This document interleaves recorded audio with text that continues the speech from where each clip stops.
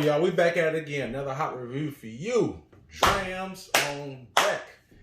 Today, you see it. We got the Dalwhinnie 15-year scotch in the building. Yes, sir. Bad boy is about at 43%. And as you can see, the color of it is very light colored, almost like a dark apple juice. Very light colored. 15 years, Dalwhinnie. This is actually from the Highland region of Scotland. So this one right here is my very first time with this bottle. Heard good things about it, so we're gonna nose it, taste it, and test it right now. As you know, we out here in Cleveland. I'm out here for the holidays. I'm at my uncle's house. Introduce yourself. How we doing?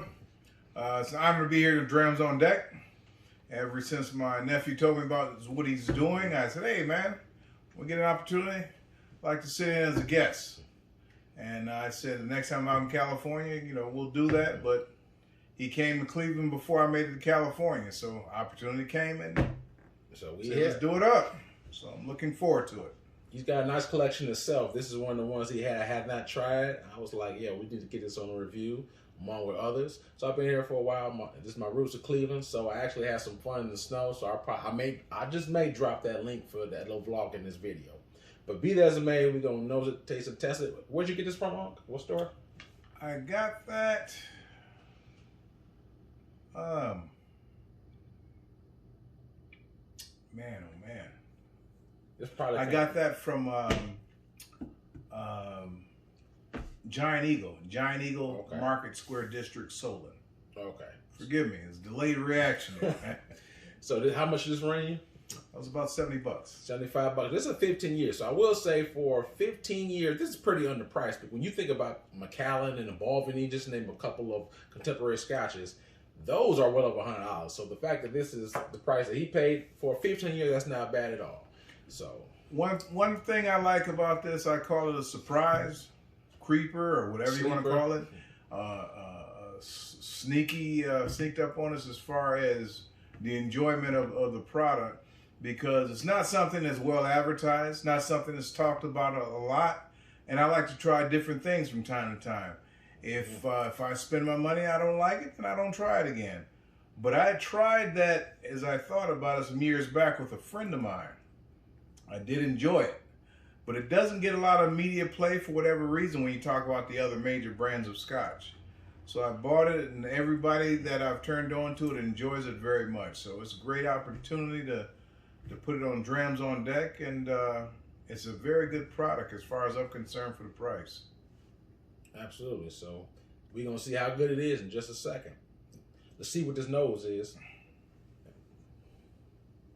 I like the color on this. It's very light amber. For 15 years, I would think it would be darker. I'm quite sure it's not non-chill filter, so natural color. And this is this is Asian bourbon cask, so ex-bourbon barrel, so hence the color. So this is bourbon maturity right here.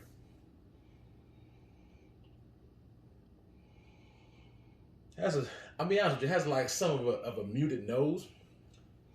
It's not very flagrant, very pungent, very heavy. This isn't reek of alcohol in your nose or anything like that. It's very monotone notes that I'm picking up on this nose, and mostly it's just a little bit of vanilla. That's mostly what I pick up on it. Just a bad hint of vanilla. Slight hint of peat. Pick up a little smoke on here, just a little bit. Just a tad. Okay.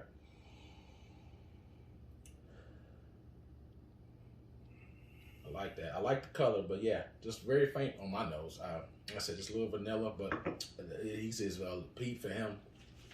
Just a tad, not very much. Okay.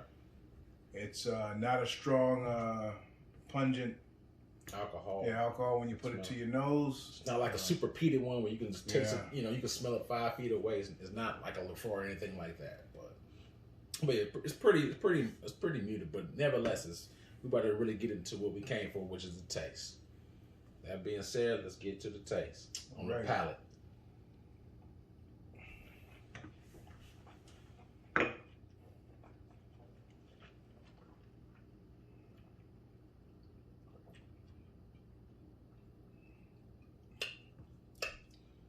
Now, I'm gonna take one more sip because that's normally when I get my best notes on it. But just having this, I do pick up a little bit more peat I pick up just a very small hint of peat on the palate. It's not heavy. I didn't pick it up on the nose, but I do pick up just a little bit, just a gentle smoke on the finish. That being said, one more quick sip for me, and I'm gonna jump on these notes.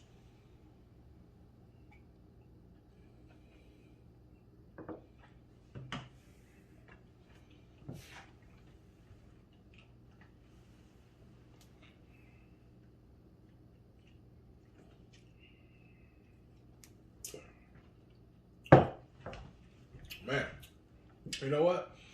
This is what I would call a comfort drink or easy really sipper. Is. Yeah, it really is. It's like one of those things that when you come home from work, you had a stressful day, you can just grab this and drink. You can just grab and go. You know, he doesn't really have to add anything, water to it. I don't even think it doesn't need to be mixed. It's just a good, easy sipper. The notes I'm picking up on this is a lot of, I mix a bourbon cast. Bourbon is known for having, known for vanilla in some respects. So I pick up I like a lot of vanilla on this one. Just a little bit of honey. And it's so smooth, like sweet oak, and just that little bit of soft peat. So those are the four things I pick up most. But heavy on the vanilla, gentle smoke, like I said, a little bit of the vanilla, and this is sweet oak. And this is an easy sipper. There's no burn, no bite to it. It's really calming. It's a sleeper. Like I said, this is something I've seen for years. I've never even tried it.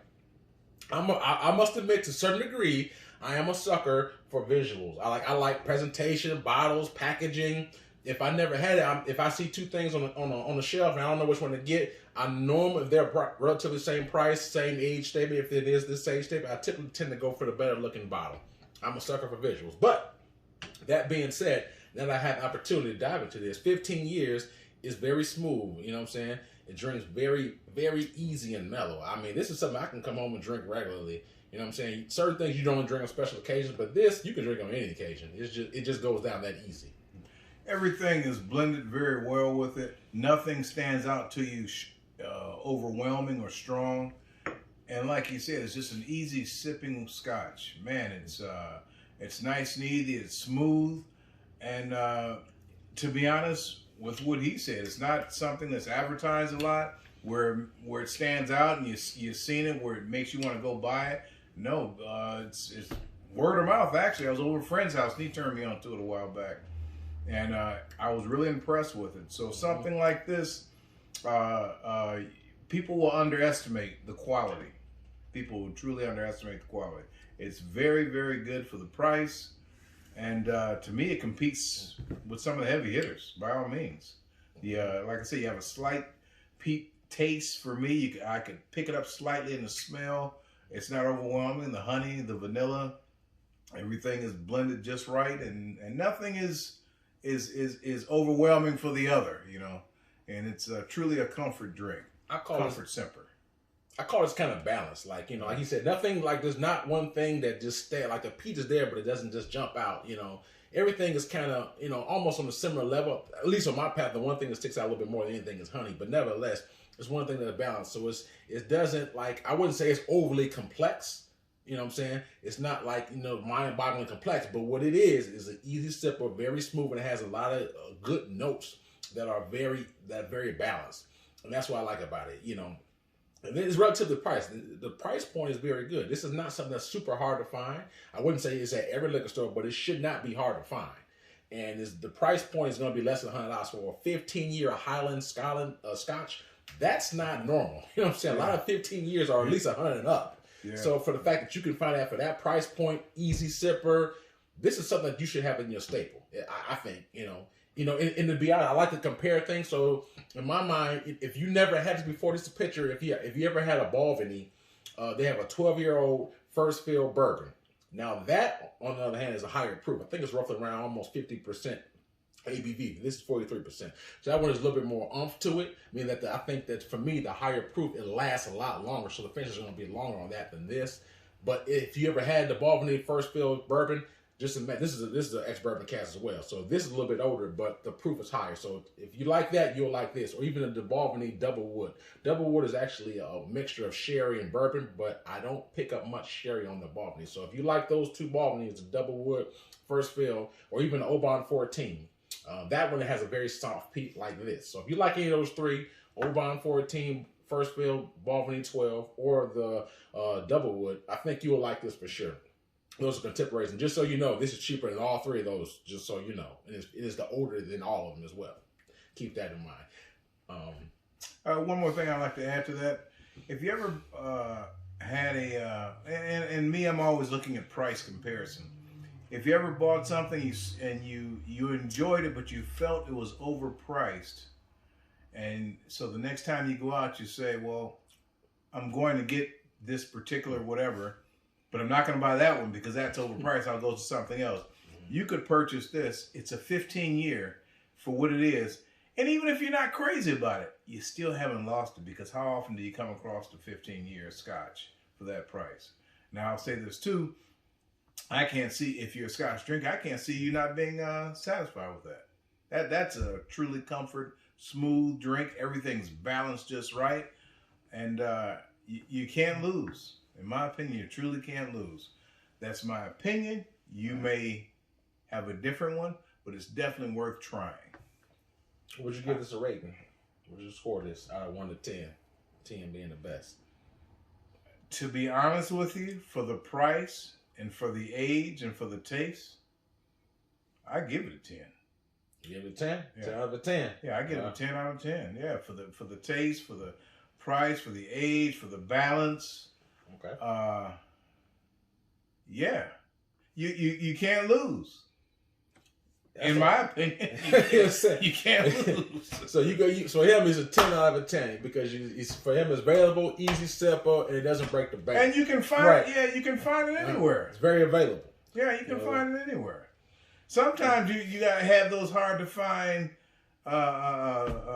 scotches or whatever you're looking for. They're hard to find, and you get it, and you pay it, and yeah, it's good. But maybe it ain't as great as you thought it was for all the trouble you went through. This you can find everywhere. Right. So it makes it the risk worthwhile. reward. The reward is higher than the risk, and the value is on point. Exactly. I agree. For me, in 1 to 10, 10 being the best for me, when I factor this in, I'm going to judge his first. The first score is only going to be just for the taste alone. So out of 1 to 10 for me, I give this, for me, it's a solid 8.5. The reason why I say that is because it's not super complex, but it's very balanced. So the taste meets me well. The only thing I would say that I wish it had more of is higher proof. So if this was like maybe 50% or maybe slightly higher, I think the finish would be longer. So to me, the finish is medium. It's not long, it's not short. It's just a good medium finish to it.